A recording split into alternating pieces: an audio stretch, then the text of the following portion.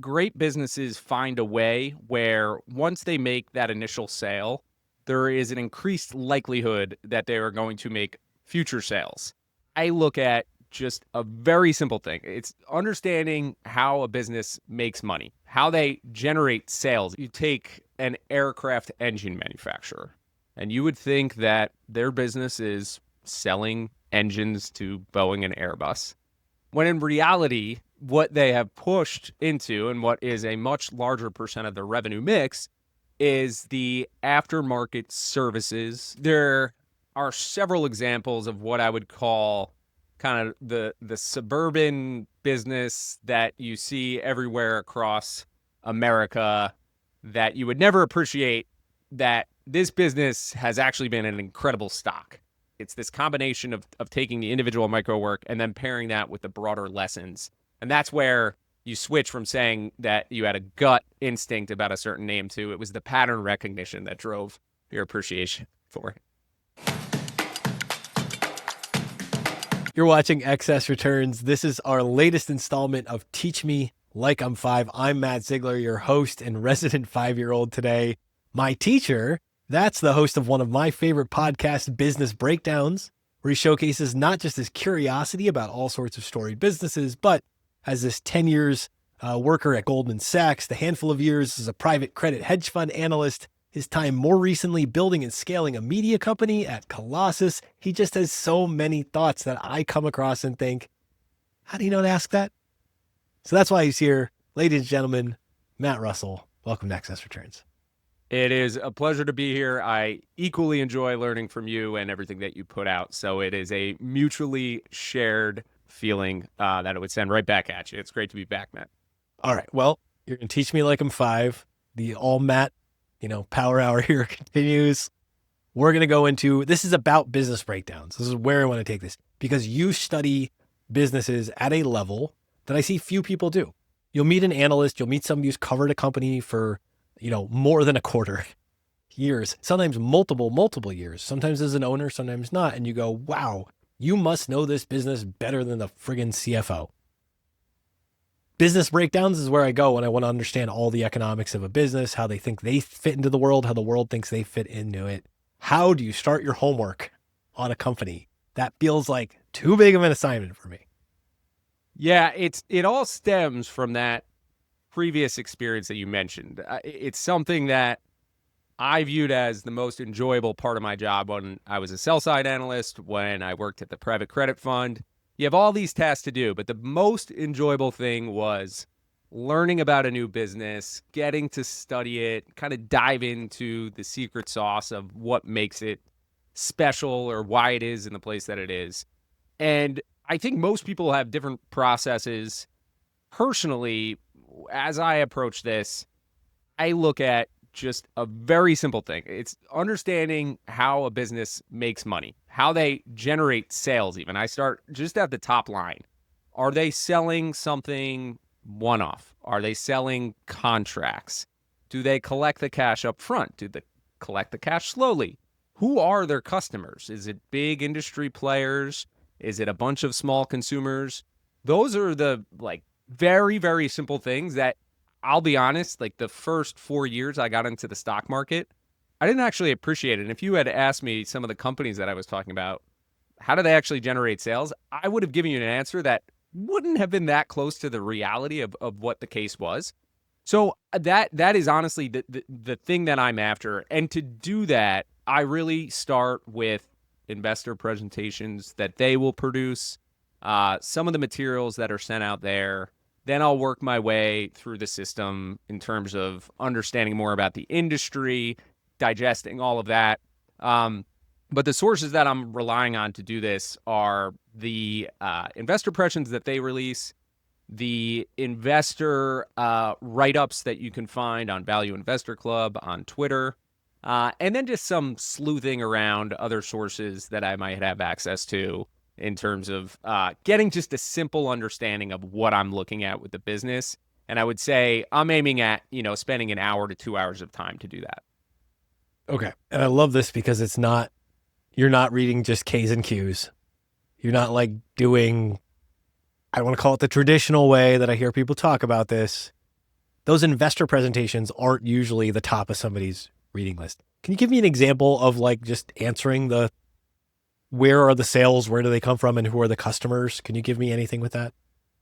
Yeah, I think, you have these businesses today that you take an aircraft engine manufacturer, and you would think that their business is selling engines to Boeing and Airbus, when in reality, what they have pushed into and what is a much larger percent of their revenue mix is the aftermarket services. So that's maintenance related and aftermarket parts that are sold to support whether it's the engines, parts of the engines, other things that they do with the aircraft. And not only is that a bigger chunk of revenue for most of those businesses, it's much higher margin revenue for those businesses. It's contracted rather than a one-time sale. So those are some of the dynamics that I'm looking for. It is what is the non-obvious thing that might be happening here that I don't appreciate? And there's many examples of that. I think the idea of the equipment and attaching some type of service to it is one of the most common ones that I see as I do work. So in this initial phase of discovery, is that what you're looking for? Just how do I actually understand where the sales come from, who the customers are, and what's unique about why there's even a penny of profit inside of this? Is that a fair way to put it? Yeah, I would say before I even get to the profit dynamics, it's understanding just how the cash moves through the value chain. So it's who's paying who's the end customer, what is the end product, and how does it work its way through the system. So once I've kind of figured out, where a company fits, who is their supplier and who is their customer, how do they generate sales? That's when I'll start to move up and take a broader image or snapshot of the industry value chain.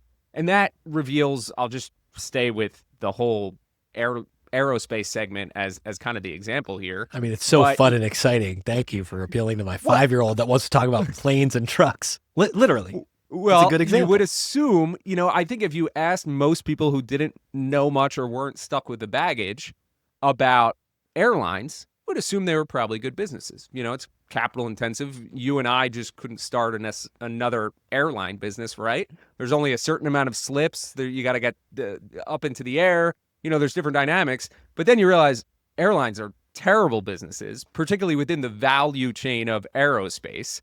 And you move back and you look at, okay, well, why is that the case? Okay, well, we have this duopoly of Boeing and Airbus that supply the airplanes. Those airplanes are really probably the most challenging piece of what's going on in that value chain, designing something that could fly in the air for however many miles with all these people and take into consideration all the physics. And then beyond that, you have the engine suppliers, you have union dynamics going on at the airlines. So those are the questions that I would seek to answer next, which is just, how does this business exist in its ecosystem or its value chain? And then I start to work through, okay, what does that result in terms of profitability and all the important things that we care about from a financial perspective? So I think this is fascinating because the cash flow component at the industry level precedes the cash flow component at the company level.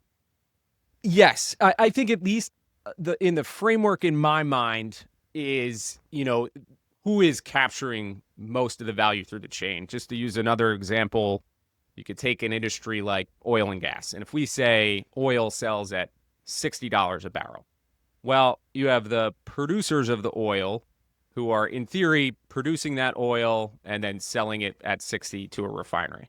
But they have to pay someone who owns and operates the rig. How much money of that barrel of oil do the rig operators get? They also have to pay pipeline companies to move the oil on the pipeline to get to the refinery. How much money do they have to pay? And you kind of work your way through the chain.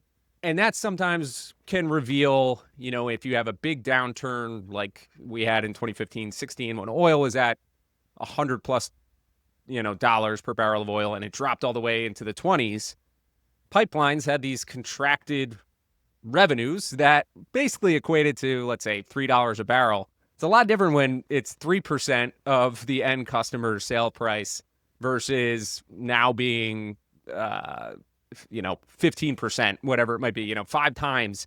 So that's where you can have some interesting things come out by understanding that value chain. And that gives you a framework for thinking about, once you go into the company, what could be the impact or ability for them to change what is the current state of margins, profitability, and all of that. Give me some companies or themes that, as you've done, how many business breakdowns have you done right now on the I think it's over 150. I don't know Yeah. exactly how many. It could be close to 200, but yeah, it's quite a few. I knew we were well north of 100. Give me some surprising like themes or areas or companies. What are some of the things that you went, holy crap, I had no idea? Well, I think there are several examples of what I would call kind of the suburban business that you see everywhere across America that you would never appreciate, that this business has actually been an incredible stock. So examples of that would be Sherwin-Williams, AutoZone. I would even put something like Planet Fitness. And with each of those, they're somewhat unassuming from the outside. And it's only when you dive into whatever they do that's unique in each case, the management teams that have implemented that strategy and evolved over time to look different than the competition, that you come to appreciate, okay, it's not just software business, which in terms of just a pure business model is one of the most beautiful things, because you build it once and you sell it infinite times and you get this 90% plus gross margin. There are other ways to build incredible compounding businesses. And some of the most interesting things I think I've come to appreciate are, we went from this huge wave of industrial conglomerates where they were very capital intensive and there were massive barriers to entry.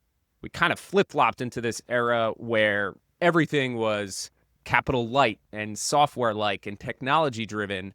And it's easy to overlook the competitive advantage that exists with some of these, brick and mortar, traditional, capital intensive businesses that have been coming back to life. And it's good to reappreciate some of the dynamics that drive that. Something I've noticed from listening to these is when they give the bull case, the bear case, when they break down these things, it tells you a lot more about the macro environment and how this fits in too. I feel like one of the sleeper things about your podcast is I come to get from 0 to 6 of an understanding because I'm just interested in how businesses work. But then you actually get this bigger backdrop of how does the world actually work around these businesses? What is that? It's an unintended consequence, I assume, but what is that? No, it's interesting. As much as we try to make them evergreen in nature, the reality is if we cover a name that's in the power industry, you can't talk about these power businesses today without AI and the data centers and this massive demand for power. Whereas if we did that in the very beginning of the show, that probably would have only been mentioned as the third thing in the potential growth footnote scenarios. In some abstract future scenario, maybe when AI is here, kids. 100%. So yeah. I think, yes, it gives you some perspective on the industry. What I often like to do is just to get some sense in a normalized environment. I try to, in terms of trying to understand the business, it's like, what is the financial model for a company? Does it grow with GDP? And I think that's like where I always start as a starting point is, there's going to be price plus volume, and you are usually, for the default company, going to be around GDP for that. But certain companies are exposed to industries where there's a secular growth tailwind. And it was, anything exposed to housing for a very long stretch of time was actually growing north of GDP. And there's all different trends that reveal themselves, where you have to obviously, if you're going to make the investment, take a view on how long that trend is going to exist for. But if you can find businesses where the secular tailwind exists, where it will grow north of GDP, where they can actually flow that through into stable or even higher margins, that's when you get some of the interesting business opportunities that come out of it. And I look at it more from a framework perspective than I do necessarily for the individual company that we're talking about. Okay, framework perspective specifically, because I'm thinking about it. You listen to an episode, you get from You get this awareness of this company, how it fits into the world, how the world fits it back into it. You go 0 to 6. All of a sudden, you're like, now I'm dangerous. How do you actually maybe speak personally on this? Because I'm not asking you to project this on me.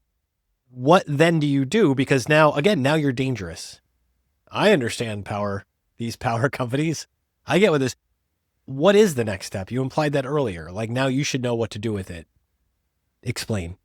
Yeah, I think if the business looks compelling to somebody who is a listener, and this, in some cases, this is me, I'm usually walking away with 2 or 3 things that to me are the most important drivers of this business over the next 1 to 2 years. That might be the ability to reprice contracts higher.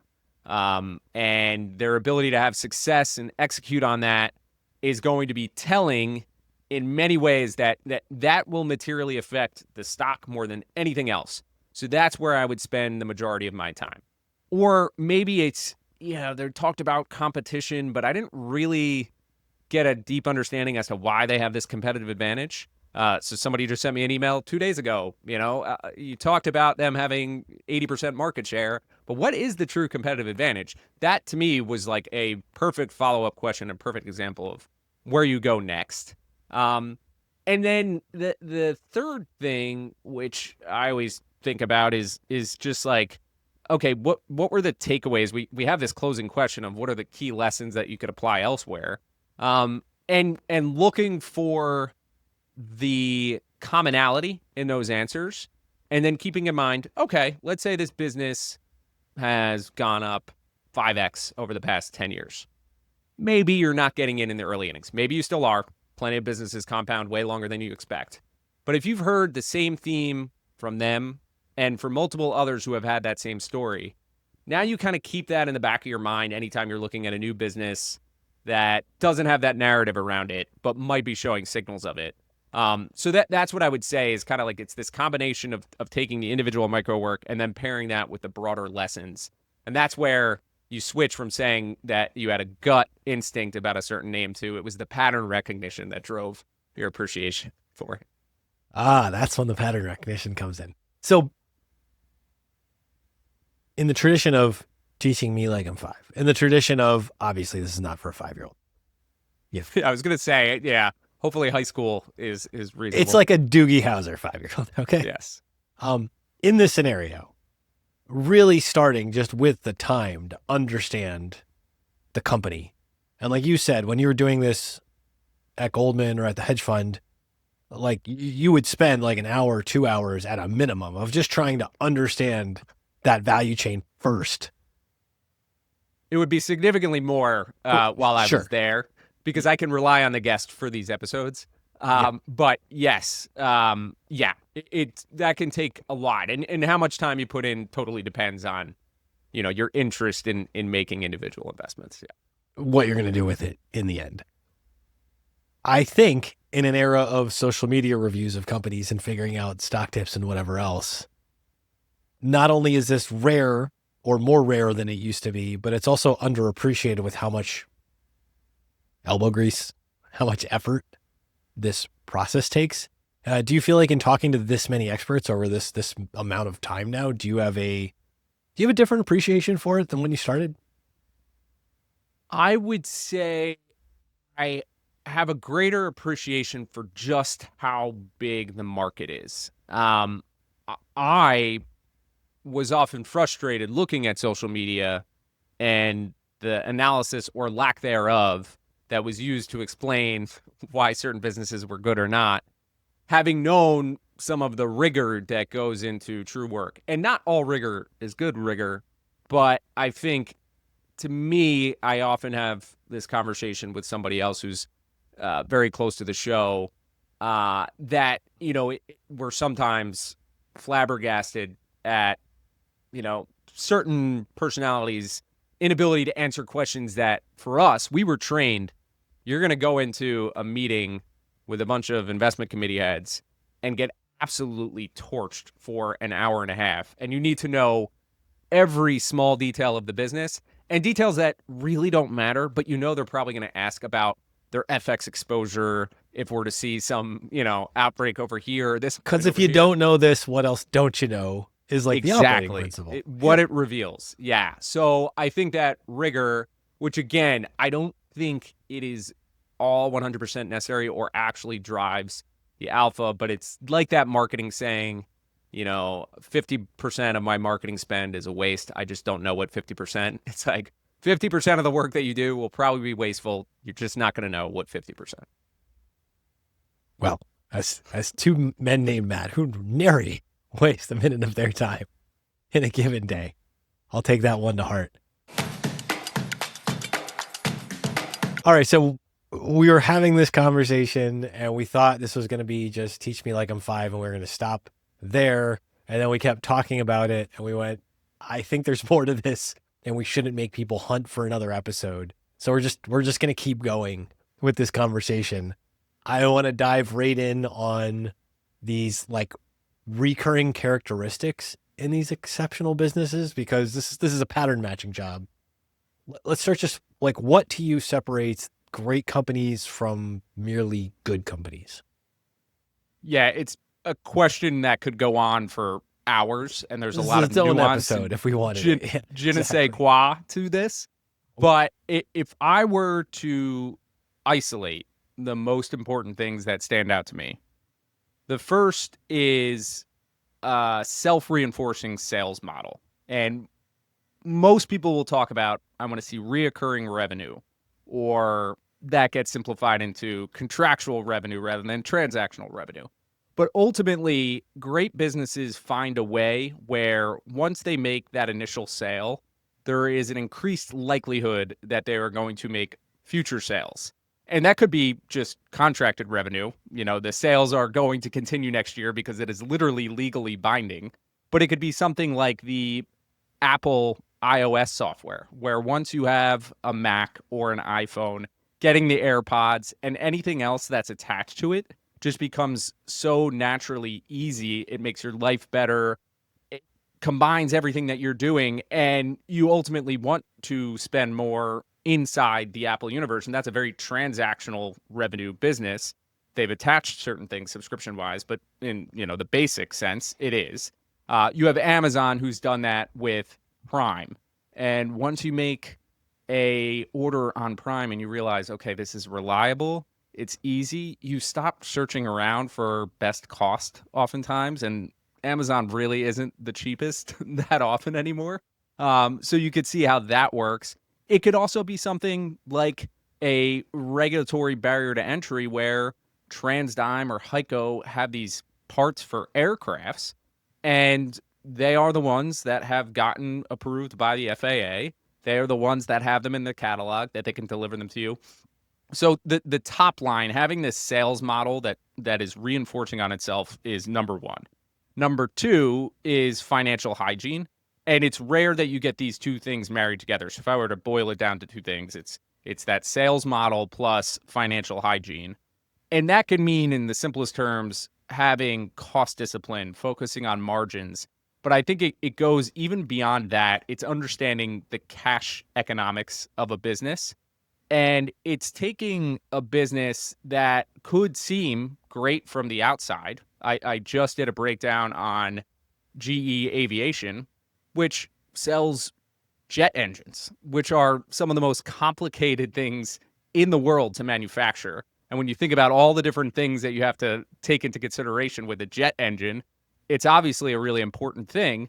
But the business model itself, the jet engine sale, does not produce much in the sense of profits up front. In fact, it was it was a cost loser in many ways. And it was a razor blade model where the service contract attached to those jet engines, the maintenance that went on it. So having a management team that stepped in, Larry Culp, understood this, really leaned into the services side of the business, really tried to get better penetration, more market share of that, understanding how to price those contracts, and then also had the discipline to say, hey, when we get a new engine order, let's make sure that the cash economics are set up in such a way that we're getting paid at milestones, maybe on the contract signature, I think this often gets lost in the sense that, okay, how much did you pay for that engine?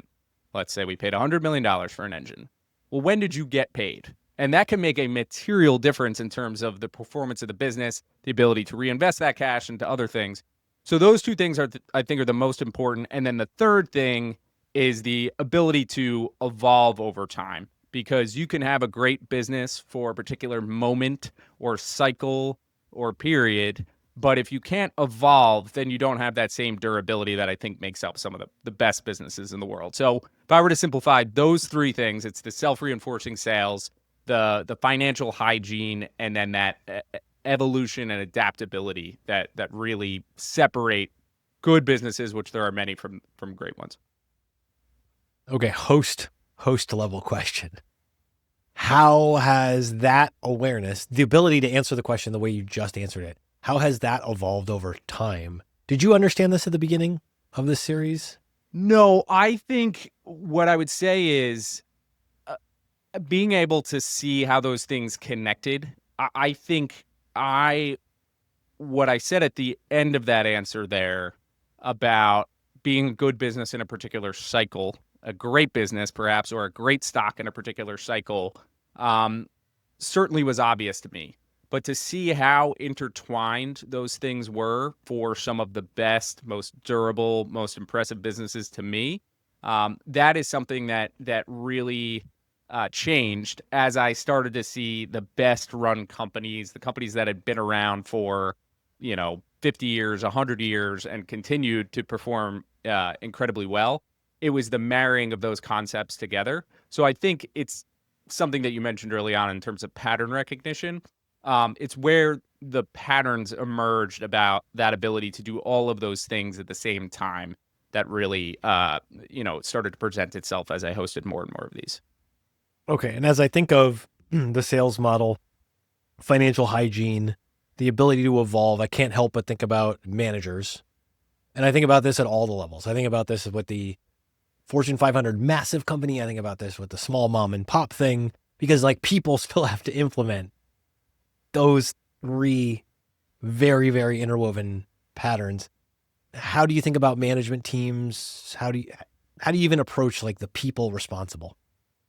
I think it's incredibly important. It's almost cliche to say, you're investing in a management team, but I do think it's the truth. And I think it was Munger who said, like, find a business that's so great that an idiot could run in it, it would still do well. It's very hard for me to find those businesses that look like that. And I think you can more often find a management team that understands their industry, shareholders, which I think is incredibly important and something I've gained appreciation for, is not only what's going on inside the business, but also how to communicate that to shareholders. And you can expect that they often know how to communicate that to their teams as well. And I think it's going to look different in different industries. So the founder of a tech company that is scaling at abnormal, insane rates of growth is going to look different than the industrial CEO who is operating in this incredibly mature, competitive, low margin business. But they certainly have some of the same characteristics in terms of steering a ship and keeping, focus on the things that is most important, and then communicating that to the shareholder base as well. The only other thing I would mention is one of the first things that I said about a sales model. I have come to appreciate that even the best management teams can't get over an industry that isn't growing anymore. And I saw this up front with offshore drillers, where there were some really good management teams, really thoughtful about capital allocation. But when nobody's drilling offshore anymore, it's incredibly hard to run that type of very high fixed cost business that is just getting, no matter what you do, there's not much you can do to save that stock, the shareholders, and everything that goes into it. Okay, and especially because you just brought it up. With no slights to Ted Seides, but I want to talk about capital allocators and capital allocation. How has that, just talk to me about capital allocation, what you've seen in the great businesses, and I'm really interested how this evolved over time too for you. Yeah, I think one of the most underappreciated things about capital allocation, and this is particularly as businesses get to a different state of maturity is just like the capital structure management of, your debt, what that costs you, your buybacks, when you're doing them, how you're communicating that to the market. I think that is something that the best management teams that I think often fly under the radar are making these types of moves quietly. Maybe the only people that are paying attention are the uber aggressive hedge fund analysts that will model the, change in interest rate to 3 pennies of EPS. But those things compound over time, particularly when you see how often and how active they are with doing that, how they're thinking about structuring an M&A. So that's one thing that I think just flies under the radar.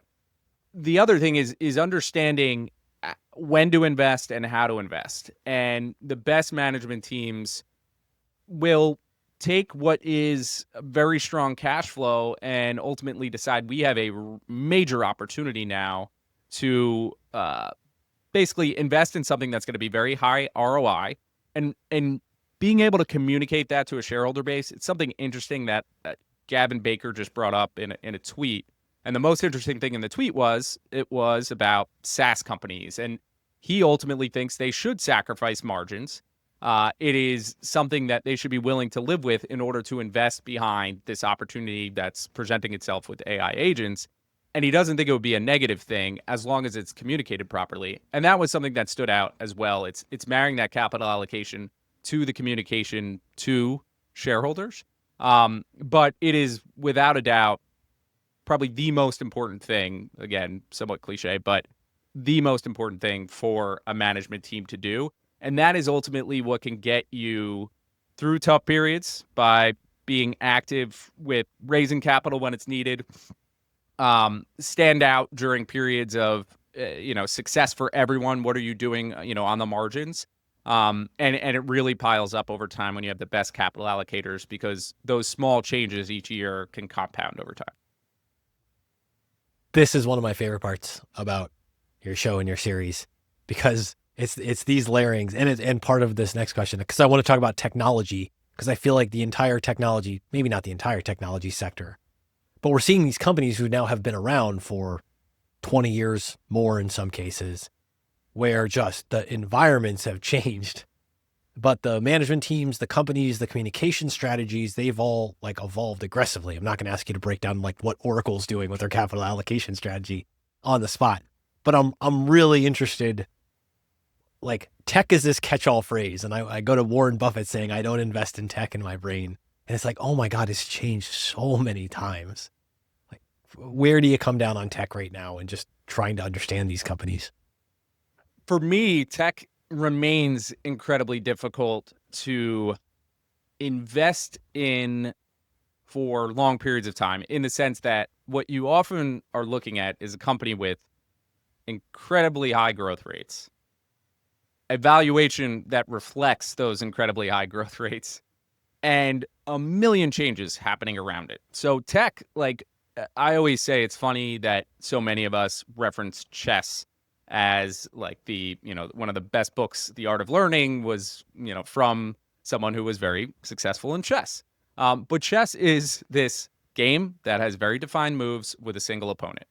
The market, on the other hand, has completely undefined terms, a million opponents, and variables that you can't even imagine that pop up out of nowhere. And tech is probably the most, at the center of all those themes. So what's interesting to me is, even after doing the show a million times, I feel like I still don't have a great grasp of differentiating durable tech growth versus one that's less durable. Only when things, kind of pull back do I think there's obvious things that stand out. To me, I think the one thing that I've learned to look for is this sense of focus that is not just on the next 3 years, but what it could mean in 5 or 10 years. How is what you're doing set up for a different stage? And I'm sure many hyper growth investors would say it doesn't make sense to actually think about that down the road. But to me, it's like when you have all these different things going on and you're trying to, lean into all those strategies, how does it all tie together, in the future? And what does that look like? When do you eventually pull back on investment, if ever? How do you adjust the revenue model in the future? And what would that look like? How do you change your capital allocation framework, your labor framework, all of that different stuff. And for most companies, you don't know until there's a precedent in terms of how they're going to do it. But I think that's probably what stands out the most to me is if there's one thing I look for, it's that even if they're doing a million different things, how do they tie together, in terms of a singular focus in strategy? I love that you said thinking about it in sort of 5-year and out chunks. Because I think that's one of the only things that I can do when I'm trying to understand growth rates on these technology companies. It's like, do I see a world in 5 years? I'm going to think 5 years in the past, and now I'm going to think 5 years forward. And do I see like what parts of this feel like, yeah, that'll probably still be involved in everybody's life in some way? Or, oh, wait, this might be a fad tied to this other shorter term indicator. Okay, inside of that, extra Kai Wu emphasis on this because Kai he doesn't make me feel dumb in a mean way. He makes me feel like, yes, it's the intangibles, it's the software, it's all these parts that I do not understand how to really forecast. I know that they're important and I have some ways to think about them, but I'm just curious with you, like, how do you think about all those intangibles and how they fit into this? I think it ties into that self-reinforcing sales dynamic where with something again like Amazon, you have Prime that sits in the center of all this, but they continue to load things into Prime, like Prime as a streaming service. The delivery is one thing. All of the goods that they have now having the grocery, just different ways that you can use a Prime card and you're getting rewards. It's loading all of that stuff in, which I think it can feel very basic in nature and not obviously tie together. But those are, to me, like certain intangible things that factor into it. And there's, the intangibles which don't show up in accounting very cleanly, and then there's other things. But that I think is a very, very serious thing to think about with the self-reinforcing sales model. And then also the ability to evolve and adapt, like that factors in as well. And those will never get picked up with accounting. That's where trying to understand a company's DNA, the cultural nuances to the company really play a role. And the economic scenarios change drastically with that. And you have to adapt your, accounting or economic forecasting based on some of those things, which are going to be difficult to otherwise, a machine can't really factor that in because it's not going to show up in the numbers nearly as much. There's part of that I feel like is the management team communication of it too. Like there's a smell test of, are you describing something about these intangibles or software or whatever else that feels like BS? Or does it feel like you're like, no, this really is a way.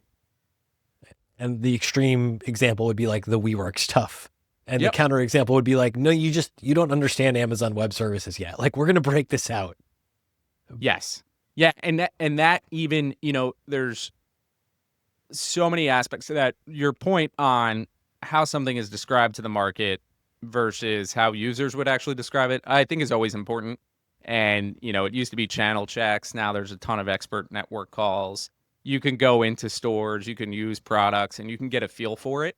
I still think that's an important part of research. And then something like Amazon Web Services, which, I would it's a totally different bucket. But that to me, if there was this idea of, okay, they're investing in all this infrastructure, it's for themselves, but now that they can roll it out to a wider customer base, well, for me, I'm like, I now have multiple examples of Amazon doing that because they did it with web services where it was like tool for their internal usage. Now we could sell it because we have excess capacity.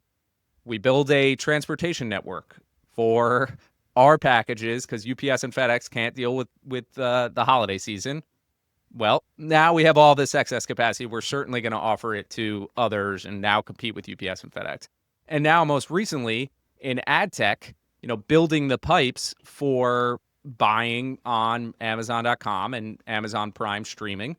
They now are making a very aggressive push to pick up additional customers in the ad tech ecosystem.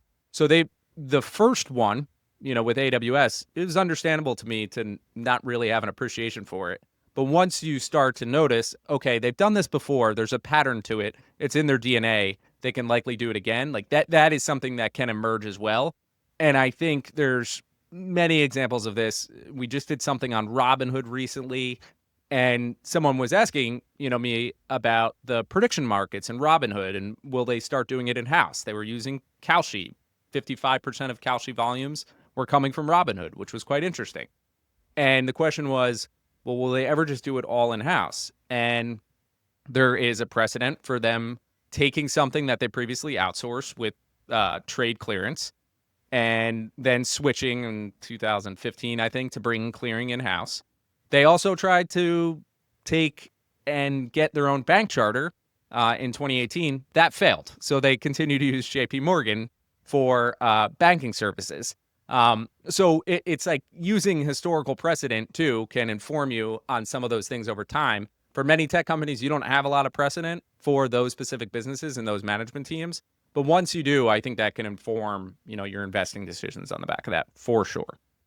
It's interesting because that's like, there is a network effect of those things going on too, that I think great investors have a sense of noticing. And whether that's Amazon figuring out books and music and physical non-perishable items in warehouses first to then apply to these other areas, it's like this becomes part of the DNA to notice this stuff. 100%. And what they were able to do with the transportation network, I still can't comprehend what they pulled off. And it had to do with a lot of things like earning the trust of investors to invest behind something like that. But those are insanely hard businesses to run. UPS and FedEx generate, high single-digit margins. They're not easy. It takes an incredibly long time to get the infrastructure built out. It's the traveling salesman problem of, what's the fastest way, except you have a bajillion packages all over the world and you're promising to get them there in less than 48 hours. So these types of things are insanely difficult problems. And I imagine, yes, part of the DNA, came from just those early beginnings. But they haven't slowed down in terms of continuing to evolve on that. Yeah, there's something about when, like the examples of you're like, surely nobody would ever want to compete with these. I would have bet against that 100 out of 100 times. So I was blatantly wrong, but can't say that I would go back and expect to have learned a lesson from that. I will forever remember one of the first like AWS outages where I was like, I think I understand how this works. Yeah. And then there was an outage and I remember finding out all the things that went down, even though they weren't saying like, God damn you, AWS, you let us down. It was like AWS had an outage, so did all these companies. And suddenly we were like, holy crap, all of them are using this? It made me like Cloudflare recently. I was like, There you go. Yeah. Since that first time that I saw that happen, every time one of these outages happens, I'm like, who's complaining?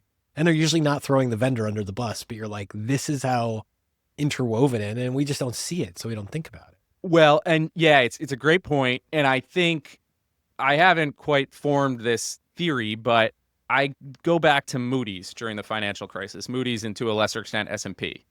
If there was something that was going to kill ratings agencies, it was going to be them being blatantly wrong and causing this, massive blow up in the financial system. They didn't cause it, but they were a key role in the blow up in the financial system. And guess what? Nothing happened to them. They're still ingrained in all the regulatory framework around mutual funds and how banks, consider what they can hold and what they can't hold. And they've only emerged stronger from that. So it's almost like if you're that important to the system and an event like that does not kill you, it's probably going to make you stronger. And those are always worth a look. Equifax with, the big security issues. Like there's plenty of examples. Yeah. Yeah. Okay. I want to talk about some individual names just because I think they're interesting in how inherently complicated they feel to me in many cases. I want to start with Apollo because Apollo is one of those companies that we talk about. We just went through all the private credit shenanigans of the defaults and bankruptcies and the finger pointings at BDCs and things. But Apollo is like you can't just say Apollo and mean one thing. That is like 1,000 businesses in one. How do you even begin to tackle a business like an Apollo? I love this episode, for the record. I find the right guest is the real answer because they Yeah. can usually shape that. But what we ultimately try to do, and what I try to do as a host, is my goal is always to try to understand the thing that drives, honestly, the stock the most. And there's usually a variable or a metric that is the number one thing. And for Apollo, I would say that's assets under management. That is a fixed fee business. They're getting a percentage of those, each year. That's recurring revenue that's going to be valued higher than whatever they generate on the profits. That just so happens to be, something that's grown materially over the past 10 years since their IPO. And what went into that? How did that happen? What are the ways that they're going to continue to evolve that? So finding the right guest who can tell the story around that in terms of, who the key players are, whether it's the management team or otherwise, what else was going on around the market, getting into the insurance game or finding different pushes to grow this business. And what creative ways did they move the needle on that metric? And we could not even talk about the specific metric that much throughout the episode, but all of the stories tend to, revolve around that thing. And I still think that's probably true with most businesses. Maybe it's one or two metrics, but usually there's a single thing that's the most important thing that's going to drive it in the future. And figuring that out and then backing up and figuring out how to tell a story with a narrative arc is the next step. All right. Another business that I find it feels like they should be simpler than they are, and I'm amazed by this, is Home Depot. And particularly, I think, because there's Home Depot in the phase of the building out and setting up all the stores. Then there's Home Depot in the phase of the financial crisis and what they do after the housing crash. What are some thoughts or takeaways from what should be a boring, all we did was kill like a bunch of mom and pop hardware stores story, but it's not that at all. Yeah, well, I loved that episode because it really explained to me why I enjoy the pain of going into a Home Depot, asking for help for a certain tool, And and being then shamed getting for asking. absolutely shamed, emasculated to the I'm just utmost so extent. happy it's not just me. It is like so bad. that is their job, is to make me feel like a total dummy. And I, for some reason, choose to still go there rather than Lowe's because I feel like I'm getting the right answer. But what it all pins back to is they shifted their focus to the right customer base, which is the professional. And the professional is a better customer than you and I. They just are going to bring in more business. They're going to have bigger ticket items that they're buying. They're going to buy on a more frequent basis. They're usually picking up at the same time in the morning, very early, or on a per need basis. So you can build a much better business around them. And I thought it was really interesting to kind of understand like that shift in nature towards focusing on the professional and then getting smart just around like the operational execution. And again, the financial hygiene of like, you don't need a million of these stores everywhere. Within 10 miles of X percent of the population is often the right strategy. Keeping it bare bones, just like a Costco warehouse. You don't need to fancy it up. Keep it clean. But those two things stood out to me as like understanding who the right customer is and how to go after them can happen even for really, really big and successful businesses. You can make those pivots. And it's like, if I were to draw, like, what's the pattern with AI? Well, it's like the enterprise sale for AI into enterprise businesses, trying to get a ton of licenses, negotiate these bigger deals, which it's amazing what they're doing with consumers, but that will be very sticky. And if they can get ingrained with them, that can actually make it more likely that they're going to be around in the future if it is a winner-take-all market, because, companies will get ingrained with their system. So it's like, it's just kind of interesting to think about those parallels. You've inspired this thesis that I'm still developing in my brain. So, like all good half-developed, half-baked theses, I'm going to throw Got a this on lot the of them. table right now. Yeah, well, so I think like the AI problem is how does AI figure out how to become Home Depot and not Radio Shack? Because like the nerd shaming felt different than the contractor shaming. And there's a really fine balancing act between understanding who those clients are and then the right way to shame them and know they'll keep coming back and you'll have that dominant position. And I think AI is in a really tricky spot right now of where there's a lot of Radio Shack style shaming. We haven't upgraded to a Home Depot contractor level shaming. And I think that's a status game they have to figure out. Yeah, it's one of those early industries where all of the conversations tend to be these really high levels, really deep thinking. And I find that I went through this period of time where I just found people that, had use cases that were on a similar point on the ladder to me. And it was like, wait a second, I don't need to be involved in these incredibly technical, complex discussions, which I can read here and, here and there. But if I want to actually learn more about AI, why not just find other people that are using it in creative ways and create groups with them? And that's kind of a tangent. I still like your theory, but yes. No, but a related tangent because that was my experience too. I was like, until we started using it on the podcast and the YouTube channel. So we started using it in other areas.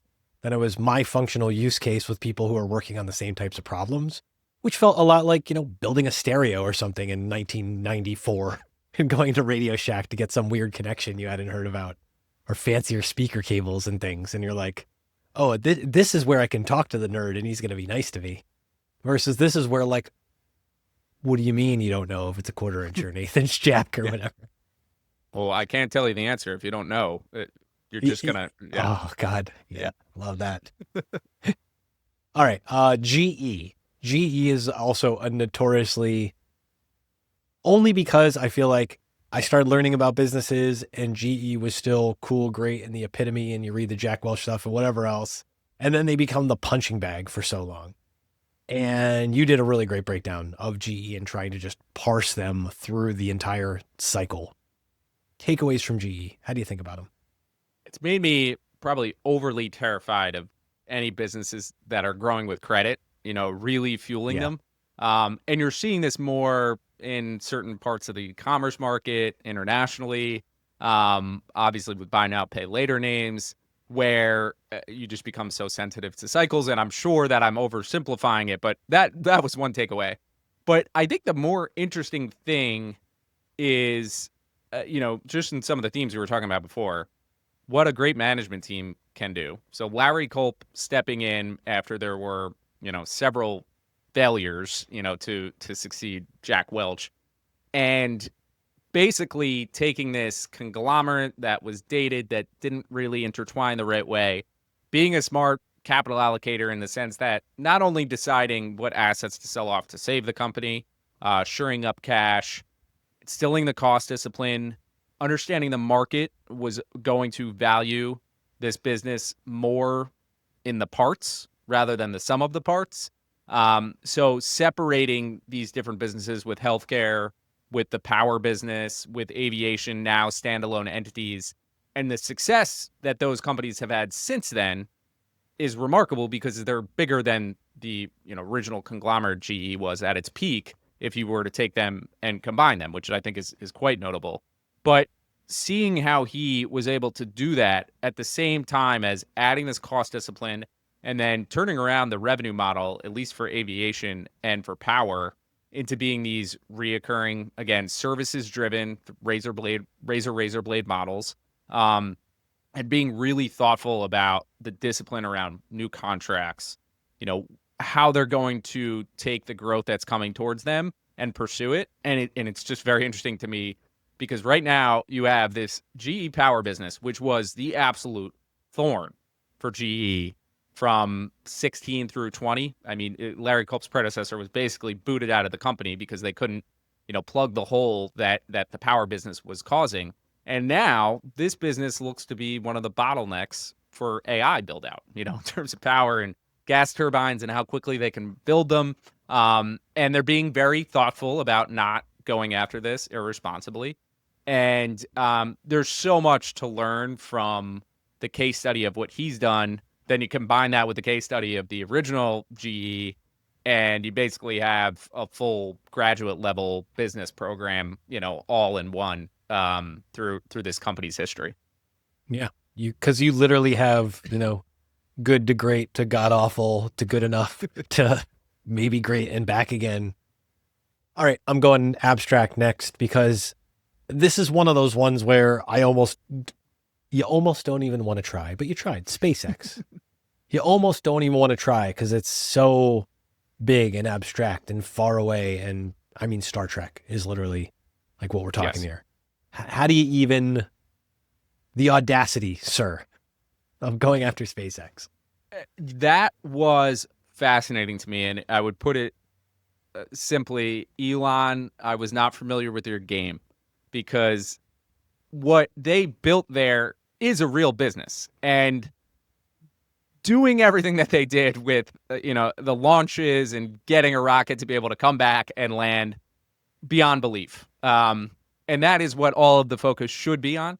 But understanding how expensive it was to do that, how risky it was, that you were going to have issues from time to time, and that was going to be extremely costly, and figuring out a way to build a cash cow that could support at least some of the capital requirements that you're going to have, and rolling out Starlink was fascinating to me, because I didn't appreciate, what that business represented within SpaceX. And then understanding that they are now the capacity to get into space. So if you want to put something up there, you need SpaceX capacity. There's going to be more that comes online in the future, but at this point, they are like the Apple, App Store layer to space. And for all of these companies that want to go out there, SpaceX has a lot of leverage in their ability to take economics or some type of share, especially because they're sending their own stuff up there.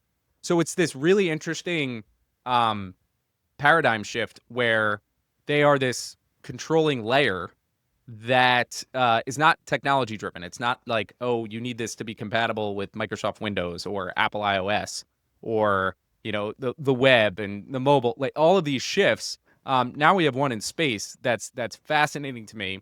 And I just did not appreciate how the business itself was actually running in a thoughtful way. It wasn't just this idea of something that could eventually go to Mars. There's a real business inside of it already. Whether that supports the valuation, who am I to say? But it made me really appreciate what's going on much, much more. Totally agree on that. And it's amazing to see the pairing of the story of Go to Mars with all these viable businesses stacked underneath. That was hard to appreciate until you actually hear somebody break down all those layers and being like, oh, no, this, like, if you want to put this there, this is just how you do this now. And 100%. It's not quite Amazon Prime for satellites, but it's not that far off. Yeah. Yeah, it's very interesting to see how much of the capacity that they theoretically control. And you can't really launch that many, rockets. It's not like there's only so many launch sites, seasons that are, comfortable enough to launch in, and weather conditions, all of that. So it's very interesting to think about. So one of the things that's been, we talk about it way too much on this channel, or just the right amount if you ask certain people. Valuations, margins, the CAPE ratio, blah, blah, blah, all this crap. The point being, do you think with these lessons, because these lessons are being learned by business managers everywhere, it doesn't mean they're not executing at this at the top level at every single business across the board. But is there a case that business quality has just by and large actually improved in some, maybe not permanent way, but like a new sustainable plateau of quality? I think you have seen like the software is eating the world model of software businesses coming out with 90% gross margins. I haven't still gotten over Jimmy eating the world, let alone software eating the world. So yeah. Great reference. Like that. Yep. Little Brother, right? Lead singer's little brother was Jimmy. Yeah, that's right. So I think that is, kind of one example And we're actually seeing a threat to software and those 90% gross margins with AI and what it can do and kind of creating this competition and whether they can stay in that space. That's what the Gavin quote that I referenced earlier. So that's kind of an interesting thing. There's this other side of the equation where you have kind of the private equityization of the world around us, where everything has, gone away from being mom and pop and now has turned into an institutionalized, professionalized business where the costs are very tightly managed. The revenue is very thought out in terms of the price that you're getting and how much you're paying and making it reoccurring. So I do think in general it makes sense that, over time the business world is more competitive. It's run by more competitive operators, more thoughtful operators. So in general, the business quality would go up. But I think that the counter to it would just be there is always going to be competition, and competition is now easier in my mind to create or get off the ground with all the tools that are available. So I think we've seen how many incumbents have fallen. And yes, you have the Mag 7 now. If I were, if you were to ask me, would I bet on those being the top, 7 companies in the world in 20 years? I would say no, but by a pretty wide margin, just because there is always something evolving, coming out new and attacking those. And many of those companies are loose with, their costs and whatnot. And it's hard to evolve that quickly. So I think short answer is like the bell curve would suggest, yes, the quality of businesses has gotten better and better and more institutionalized. But I don't think it's this, permanent period of time where as consumers we are stuck, with these businesses that are run, at our detriment. People will always find a way to do something more daring and more stupid, and that cuts in both directions, right? We're risk takers. So that's, yeah. Somebody's got to stand on that roof and declare they're a golden god. You've said that the value of business breakdowns, and I think it's inside of that Mag 7 in the next 20 years point you just made, that the value in business breakdowns lies in pattern recognition, not stock picking. I think that's an insanely useful point for how you're thinking about this. Explain what you meant by that. Yeah, if there's one thing that I've taken away from the show is that pattern recognition is very real. And somebody, it might have been Bill Gurley, said recently, like, an amateur calls it their gut feeling. A professional investor just calls it pattern recognition. And that makes all the difference. But I think the more examples you see, you start to be able to connect dots for other companies that might be experiencing this. And for me, the biggest value has been, okay, I'm mostly looking at companies that have performed incredibly well over the past 5 or 10 years. And there's a reason why an investor wants to talk about that. They've likely owned it. It's a success story. They can kind of cement it. I'm less interested in that. It might still have room to run, but I'm more interested in what are the lessons from that and how can I find other companies that are like that at an earlier stage. And that is something that more recently I've actually been able to do. And it's been very interesting to see how not only am I seeing the pattern, but it's a market and other investors are looking for those patterns as well. So even if you believe, oh, it's this fluffy concept of pattern recognition, what does that really mean? Well, the market is run by, people who are looking for patterns, and that's how it operates. So as they became more obvious, there's more appreciation that's reflected in the multiple. So these are things that really, adjust the dynamic. So I think for all the talk about, are you giving me good ideas to invest in? This thing has run so much. That is not the point. Like, yes, you can look at this as a buy or sell candidate, but you can also just take away, what were the ingredients here? How can I take that as a download and then use that when I'm looking elsewhere? And that our last question is always, intended to be, what are the lessons you can take away and apply elsewhere as an investor? And that's very much the point. It's like if investing is a pattern matching game, that there should be lessons here that you might be able to look for elsewhere. Not for Schadenfreude's sake, but also not for Schadenfreude's sake.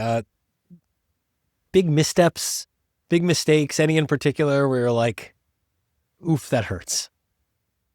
There were a couple companies where we agreed to do breakdowns on them more often with management teams that were not great ideas. Like we don't want to be a propaganda machine. I understand like it's always going to be a positive commentary.